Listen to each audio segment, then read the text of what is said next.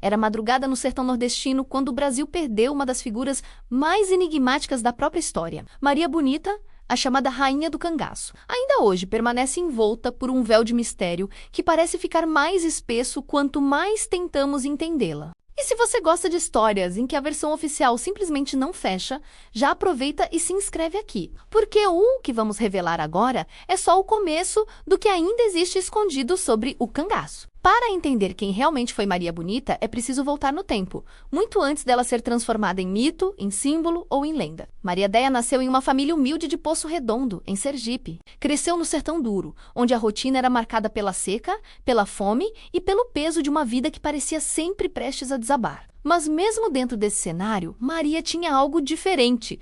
Uma inquietação. Gente que a conheceu dizia que ela não aceitava o silêncio imposto às mulheres. Ela queria algo além da rotina previsível que era esperada dela. Casou-se cedo, como tantas outras, mas aquilo nunca foi amor. Era uma prisão social, um casamento sem afeto e sem perspectiva. E foi nesse contexto que sua vida cruzou com a de Virgulino Ferreira da Silva, o Lampião. Mas ao contrário da versão romântica que muitos repetem até hoje, não foi simplesmente amor à primeira vista. A história real é mais ousada, mais surpreendente e, de certa forma, mais poderosa. Foi Maria quem procurou Lampião. Foi ela quem deu o primeiro passo, quem rompeu o padrão social, quem se rebelou contra o casamento e contra o destino que tentavam impor a ela. A entrada de Maria no cangaço não foi uma escolha simples, foi uma revolução. A presença dela dentro do bando mudou tudo.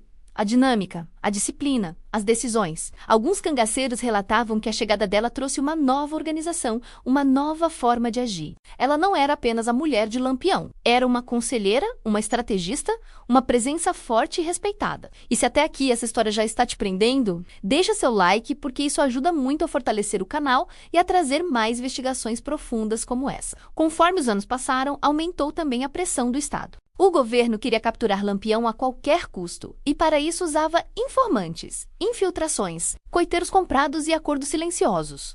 Maria sabia disso. Ela sentia o cerco apertando e muitos pesquisadores afirmam que ela tinha consciência de que havia algo estranho acontecendo nos bastidores, menos algo que envolvia volantes, políticos, coronéis e até oficiais que trabalhavam por fora do que chamavam de lei. Essa sensação de que o bando estava sendo observado de perto ficou cada vez mais forte, especialmente nos meses que antecederam a emboscada final. E aqui começam as contradições que desafiam a história oficial. Porque no dia 28 de julho de 1938, na Grota do Angico, quando o ataque aconteceu, nada se encaixa perfeitamente. O horário não bate, os relatos diferem e a precisão da volante ao localizar o grupo é considerada suspeita até hoje. Alguns dizem que a polícia sabia exatamente o lugar onde Lampião e Maria estavam, porque havia um informante dentro do círculo deles. Outros dizem que houve pagamento alto a um coiteiro para entregar a posição. Há quem afirme que o próprio governo tinha pressa a menos porque a figura de Lampião crescia na cultura popular.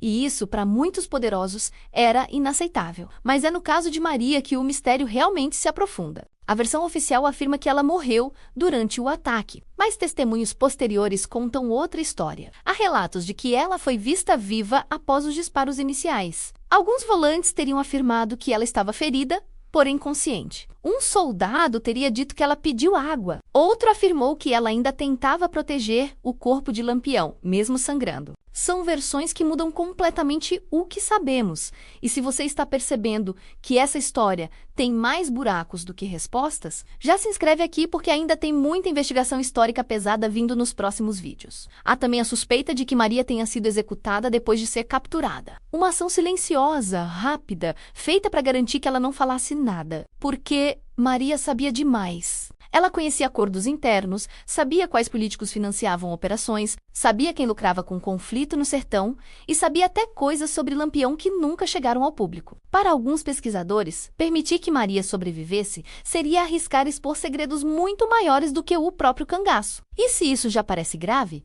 existe algo ainda mais estranho. O desaparecimento de documentos. Relatórios sumiram. Fotografias originais nunca apareceram. Depoimentos foram arquivados e depois dados como perdidos. Objetos pessoais de Maria desapareceram por décadas. Até hoje, há arquivos sobre a morte dela que estão incompletos ou cheios de lacunas. Alguns acreditam que foram retirados intencionalmente por famílias poderosas do sertão. Outros dizem que colecionadores particulares compraram e esconderam. E há quem afirme que certas informações nunca chegaram a ser registradas oficialmente, porque eram comprometedoras demais. E o corpo, outro mistério ainda maior. A decapitação, exibida como troféu, chocou o Brasil, mas também levantou suspeitas. Porque o tratamento dado aos corpos não seguia os padrões da época. Era quase uma tentativa de humilhar e encerrar o mito pela força.